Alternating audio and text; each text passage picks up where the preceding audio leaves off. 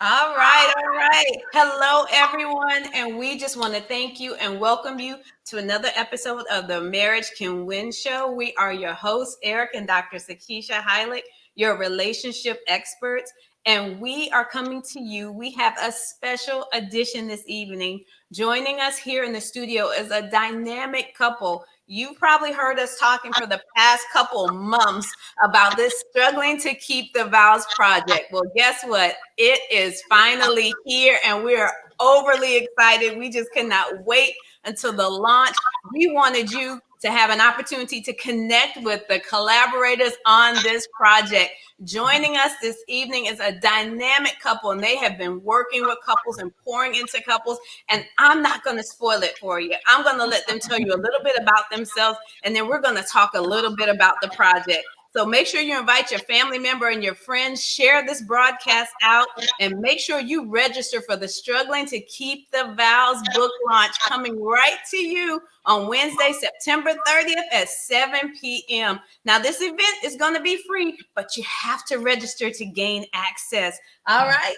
All right. So joining us this evening is none other than Dr. Ken and Myra McKnight, some of the amazing collaborators on this project. So we want you guys to take a moment and welcome them here to the Marriage Can Win Show. Let's show them some love. Dr. Ken and Myra, how are you doing this evening? We're doing well. Hey, how you doing? Hey, how are you? Thank you for inviting us on the show. Yes. We're happy to be here. Yes. Awesome. So we want you to just take a moment and tell our listeners a little bit about you guys and how you got involved in the Struggling to Keep the Vows project. Okay. We started doing this project with Better One, Better Two Relationship Academy about maybe 15 years ago. Mm-hmm. And then I'll just tell you a little backstory. When we first started as a couple, we didn't have an office. We didn't have, anything. When we first started, we used to meet in restaurants. We used to meet wherever we could meet. We would meet couples and give our wisdom about marriage. And from there, we just kept growing and growing and growing. And we looked at each other and said, hey, we can't do this anymore. We have to get an office. And so we finally got an office. And now we have a permanent office now.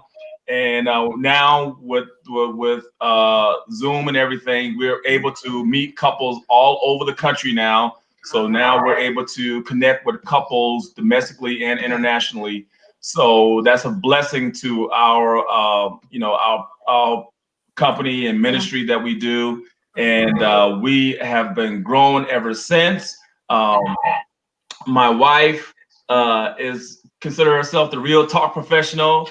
And she always says, because I have the clinical background, I just use theory and not real talk, but that's not true. My philosophy is to give couples stories that they can relate to. And with the guys, I use sports analogies to kind of help them bridge the gap as far as how they should, execute in their relationship. Yeah.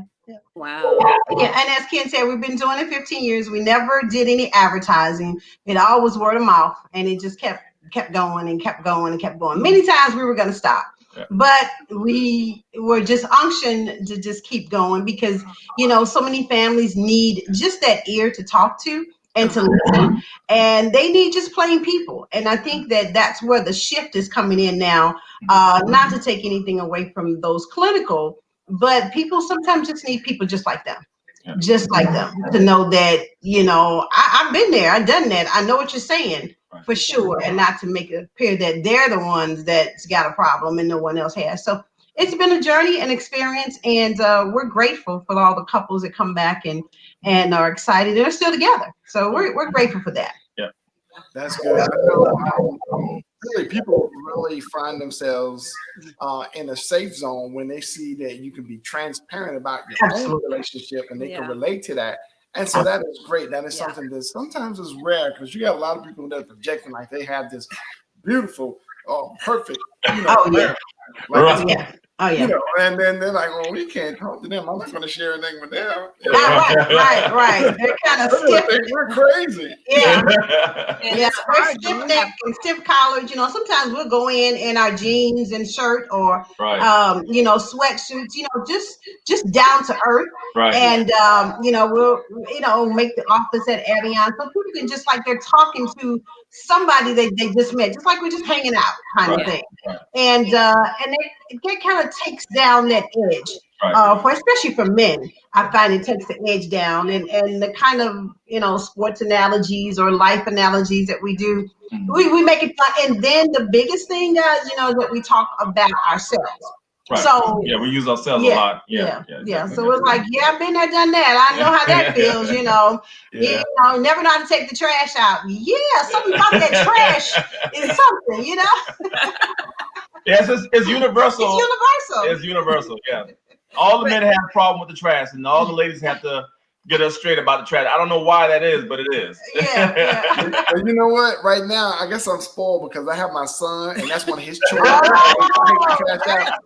see, now our dishwasher is in college now, so it's like I guess now I'm back to doing the dishes. It's a trade-off. But you know what? The amazing thing is that there are just things like that can cause couples to start having division in their marriage, not having those conversations and allowing those things to build up. Yeah. So for those couples that are struggling to keep their vows, what's like one piece of advice that you would give them to just take away, say, look, we're a part of this project. We've got this book coming out. What's the one piece of advice that you guys will offer to couples? I'd love to hear from you, Dr. Ken, and from you, Myra. Just what's your piece of advice for those couples? Yeah, my piece of advice would be there's no such thing as a conflict-free relationship. And I try to give my couples what a healthy relationship looks like, so they'll know what it looks and feel like. And a healthy relationship is being able to have conflicts in your relationship, but being able to resolve them when they occur, and come up with solutions and that you can implement. And then what I call is return back to love after you resolve that conflict and implement your solutions. Yeah, that's a good one. Yeah. And I would say is to be intentional with your response. That's a big deal, because sometimes those little things, dishwasher, trash cans, are just a fire starter. Yeah, they're not actually what's behind you kind of flipping out about now. So just be intentional and not so quick to react as opposed to responding intentionally about what's going on in a relationship. Yeah, that's amazing that you said that, because I was reading an article and I was having a conversation with somebody and they were talking about the importance of responding rather than reacting. Yeah, right. Because a lot of times when we have those things that we've swept under the rug, it's something simple like that, like you mentioned, like the trash or leaving the clothes on the floor. It sparks an eruption, and it's not actually about that. That's just like a culmination of all these unresolved conversations that we didn't have. Right. So, yeah, that's true. I just want to be able to encourage the couples out there that are listening is to honestly just try to get to the heart of the matter and figure out, let's take a step back at this. Am I really, really upset about the dishes? Am I really upset about the trash? Or is it a culmination? Is it a trigger from something that's happened in the past? Yes. What exactly is it? And be willing to have that conversation. It's something that is in the past, like when you put a pencil down on the table and like, why are you putting that pencil down so loud? Yeah. You're too loud. Yes. Oh, too loud. It is. And it's like, where did that come from? Like, really? But just start having these conversations. I remember, and I try to be transparent with all the couples. What used to really bother me about Eric was when he would lay down on the bed. After you made it up. After I made it up. Did you see my finger right here? Yes. And it's, what's so weird? I was sitting there in a marriage ministry event one night, and she was talking about the importance of being happy versus the importance of being right. And was it really, really about it? And I took some time and I really searched, and I figured out it wasn't so much that I was mad about him being on the bed. that was a trigger for back when I was in my childhood. My father was in the Army. He was a warden at Rikers Island. So he had like everything had to be structured and in order. And when I would mess things up or wouldn't do things properly, like I would lay on the bed after he made it or did something that he would withhold love from me. He wouldn't be as nice to me. He would shut me out. And I didn't like those feelings. So when he started to do that, all of that started boiling up on the inside of me. And I didn't even recognize it. And here I am taking it out on him. And he's thinking, okay, my wife has lost it. She's mad because I'm laying in our bed and she's always angry with me. And it's like, you make the bed up, you make it look nice so that it looks welcoming. But then when I lay on it, you get mad. You know? So for couples, sometimes we do things and then we get, the response. It may not make sense to our spouse, but it's because of some unresolved issues or triggers from our past. And we wind up projecting them onto our spouse. And then guess what? They're mad. They're like, what's wrong with her? She's mad about the comforter. She's mad about this. What did I get myself into now? My goodness. Right. The bed is made to lay down. I'm like, this wasn't in the vows. Like, it's one of those struggles, and it had nothing to necessarily do with you. Sometimes we have to realize what's the actual source of the conflict, what's the source of the emotion, and start having those conversations. Because if not, it's just like he's like, she gets mad about the bed, and you're something else, and it's just next thing you know, you each are walking on eggshells around each other, and you no longer have peace in your home. So it's time to peel back those layers, and sometimes we avoid having those conversations because you don't want to feel silly. But that is something that happened that I never dealt with in my childhood, and believe it or not, I think he pointed it out to me. He said it has to have been something that happened to you years ago for you to really be that bad about me laying on a bed. Right. Yeah, sometimes you got to do a check-in with yourself. Do a body scan and find out why this is bothering you. And then go have a seat and kind of talk to yourself. Do a lot of self-talk and that self-healing, for yourself as well. So it's a journey. But if you open your eyes and have empathy towards your partner, then you can walk the journey together because you learn from each other is what you do. So that match doesn't be lit so quickly anymore. So tell us a little bit about what maybe you have shared just briefly in the book of Struggling to Keep the Vows that, when people start to read it, it's kind of like a teaser. Yeah. Let's see. What did I talk about? This has been a process, and it's kind of like, you finally giving birth to that baby. So we're like, we're excited about it. You got to be bear with me. I'm transitioning from a previous training, and I'm like trying to remember what I'm supposed to be talking about in this one. So that's okay. No, I got it. So yeah, I talked about. I think one of the questions I remember we talked about is, what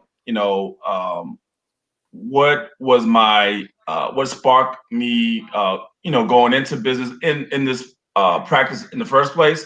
And one of the things that we realized was that my biggest thing was how to build wealth. And I found out that the best chance for our community to build wealth is through marriage. And I'm not talking about just monetary. I'm talking about emotional, spiritual, also the benefits of that your kids will less likely be involved in the gang or be have a lot of anger and stuff of that nature. So when I read that article, I was like, yeah, this is where we should focus our attention as far as helping our community. And we went full force. We said, hey, we want to be a part of the solution, not a part of the problem. And we just went head first, dive first into doing what we do now. Yeah. I think my teaser probably was learning to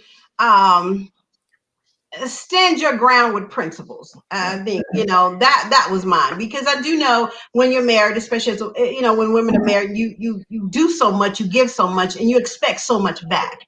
So when you come to a point to where you're giving out and not expecting as much in, you kind of you want to stand your ground on those things that you know are difficult for you, and not accept everything, because when you start to do that, you build up resentment in your relationship and in your marriage. So you don't want to do that. So you got to be, as the Bible says, to thy own self be true.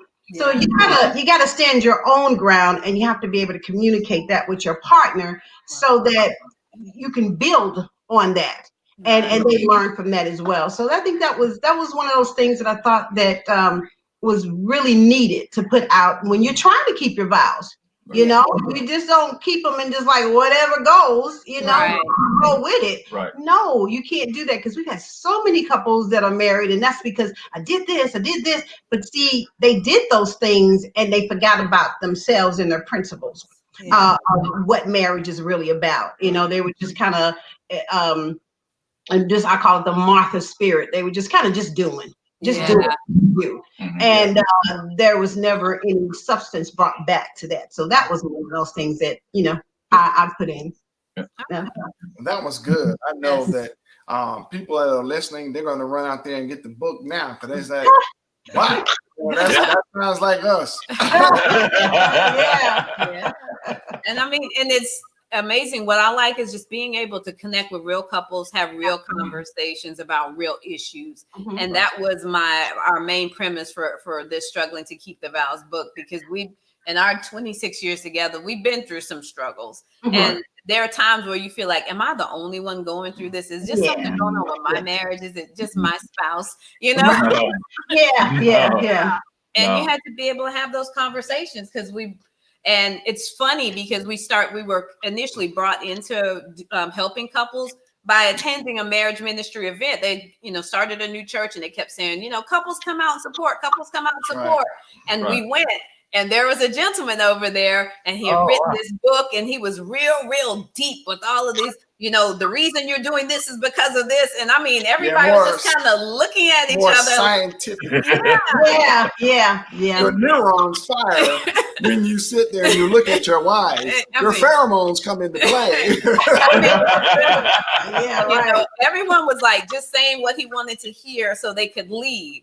And I'm sitting there, I'm like, if there's someone here with real issues, they're going to be afraid to talk to him. So I was like, this cannot continue. So we kept coming back and just started asking questions. And then they're like, well, yeah, that makes sense. So it started opening up the doors of conversation to start having real conversations. There's nothing wrong with the clinical aspect, because I do believe in that, but they had to be able to apply it. It had to be, for some people, they couldn't process it on this level. You had to bring it right here to where it's like, okay, why are you acting like that? Okay, because, and just recognize that there were people that were in the same boat that they were. Absolutely. And that was one of the main reasons we got involved, and we wound up doing that for like 15 years.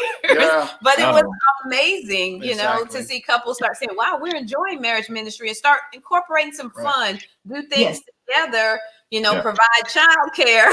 So it's not to be able to allow one of your struggles to be, you can't do date night because I don't have childcare. Well, we're providing it free of charge, giving them snacks, taking care of them. Just show up and be present for your marriage, and it's just helpful. Well, what I find is this is kind of a sweet spot, Dr. Ken and Myra, because you can either go so far to the right or the left. You can be, especially like if you're in the ministry and in church, you can be so heavily minded that you're really no earthly good. And on the right side, on the left side, you can be so scientifically minded that you can't be no earthly good. So you got to be right there in the sweet spot in the middle. You got to be relatable. You got to be able to have that safe zone where people will say, "Oh, wow, this couple, I could talk to them. I feel comfortable talking with them." Right. I can share my struggles when I took my vow, and then because you got couples that come from, and because you guys are in the same space as we are, you got couples from, newlywed in their 20s, and then in the 60s, and they're like, you know, and they like, well, I've been married 3 times. I can tell you a thing or two. Yeah. Been married 3 times, right? And you are having an issue. Why? You know, right? And then you got the it's not their fault. But but you hit what you said earlier hit right on the spot. Family structure is the most important piece and aspect of America today. And because of people like you and I and that are out there that are passionate about helping relationships and wives and husbands, we're passionate about trying to establish that core relationship. So the family can be, again, the driving force in America to, as you said, to avoid the violence and the what do you call it, the truancy and of kids growing up and you know, in a home that's been taught hate or violence, or they feel a lack of love. And so when it's time for them to grow up and be adults and then possibly get married, they have some kind of base. Yes. Yeah. True. They have some type of a model to follow. Yes. Yes. That's true. That's so true. Yeah. And we have to work towards that. You know, a lot of times the parents have so much stuff going on, the couples, and then we ask, what about the kids? And they don't even know some of the things kids are going through because they're still going through the same stuff they've been dealing with, you know. And I'm like, at some point, this is not just for, I think what we do is not just for the couples.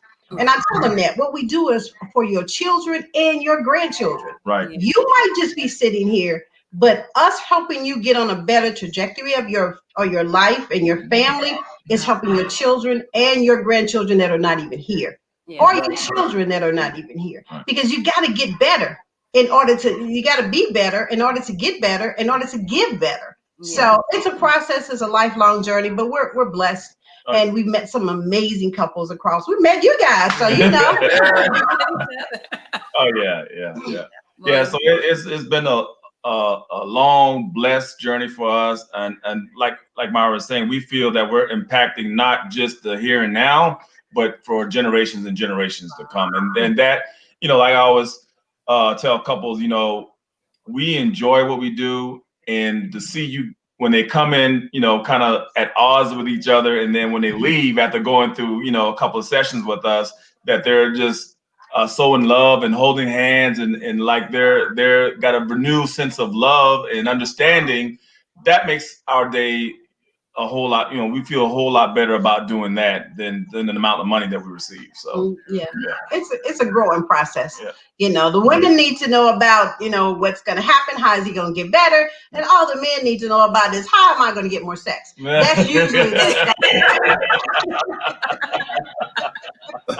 and he's happy once once he gives her those needs that she needs, which are non-sexual, a lot of times just that attention, then he's like, oh, that's all I had to do, you know, was spend an extra hour and go to the beauty supply or, you know, take her on a date. And it just kind of turns the whole relationship because she feels valuable now, as far as devalued. So it's fun too, because, you know, we can, you know, we're silly, so we crack jokes and, you know, kind of make it fun and light. Once I explain it to the men how it works, they get it, and they be like, "Wow, okay, now I get it." But some of them might say it's too much work. Right. It's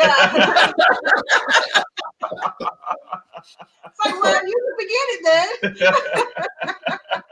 But it's a lot of work, but it's definitely worth it. You know, both parties will be blessed. And I, you know, want to just remind the couples out there, the people that are listening, that marriage is work. But if you think about it, we work hard on our jobs. We work hard for our children. You know, if you work hard for your business, you work hard for your ministry.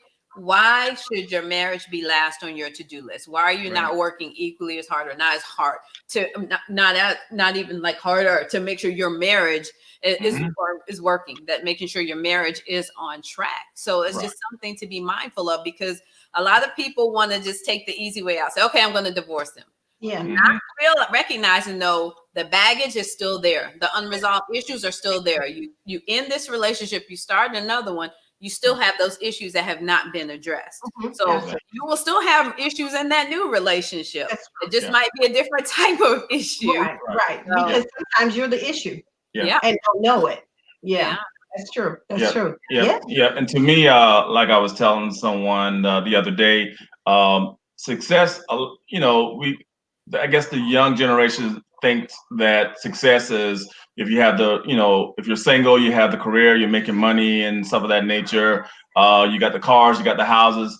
To them, that's success. Yeah. And to me, that's not a whole success, but being able to be in a fulfilling relationship, being able to be open with your partner and growing together as a couple, to me, that's success. And that's what we all should be shooting for: how to be able to have a holistic relationship and reach that level of what we call marital bliss. To me, that's success. Yeah, whatever that is. Yeah. Yeah. And I was just saying, whatever that is for them, because everybody has their category, their DNA is different as far as their relationship. So what we always ask, what does it look like to you? What does this thing that you want, what does it look like? Because, if yours look like living in a Taj Mahal and the other one is like, just kind of chilling and RBing your life through, then you have some disparities. So when we talk about what it looks like, and you can come to a point of compromise and live that life, and because we tell our couples, we're here to promote the goal that you set out. We can't do the work for you, but if this is what you want, then we're going to push you and we're going to help you to get to that point. But you have to do the work, and we'll hold you accountable to what you say you want. Right. And I think that's amazing that some people are avoiding doing the work, not recognizing regardless of any situation, you're going to have to work.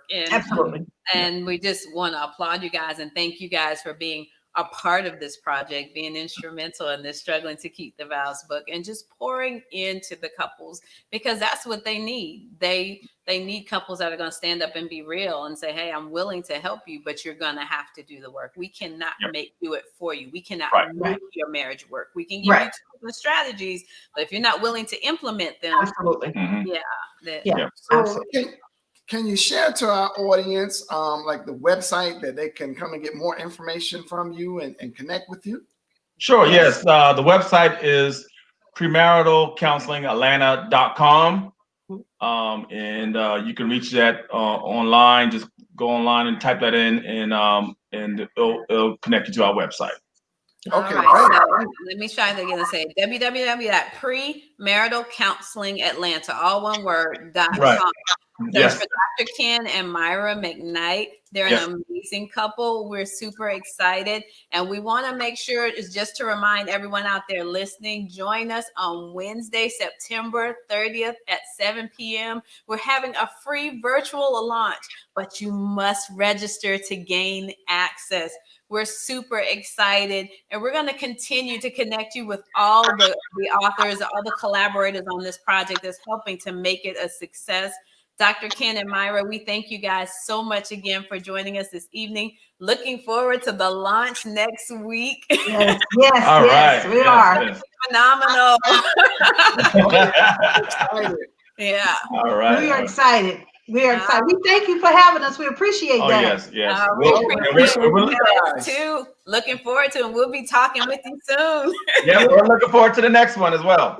All right. So guys, don't forget premaritalcounselingatlanta.com and join us next week, Wednesday, September 30th at 7 p.m. If you want your free ticket, go to bit.ly/keep-the-vows. Again, bit.ly/keep-the-vows and join us there. We look forward to seeing you soon. Okay. All right. Till next time.